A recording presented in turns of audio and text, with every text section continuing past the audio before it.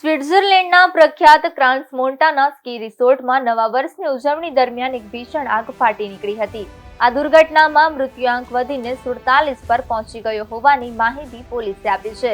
આગ વેલે કેન્ટનના અલ્પાઇન રિસોર્ટમાં સ્થિત લે કોન્સ્ટેલેશન બારમાં લાગી હતી, જ્યાં તે સમયે મોટી સંખ્યામાં લોકો નવા વર્ષના જશ્ન માટે એકઠા થયા હતા. પ્રાથમિક અનુમાન છે કે આગ ફ્લેશ ઓવરને કારણે લાગી હોઈ શકે છે, જેના લીધે તે ખૂબ જ ઝડપથી ફેલાઈ ગઈ.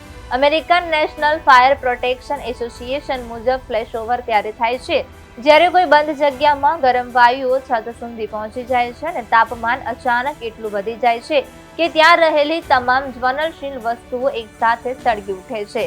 તપાસ દરમિયાન ઘટના સ્થળેથી મળેલા મોબાઈલ ફોનની તપાસ કરવામાં આવી રહી છે અને અનેક સાક્ષીઓના નિવેદનો લેવામાં આવી રહ્યા છે.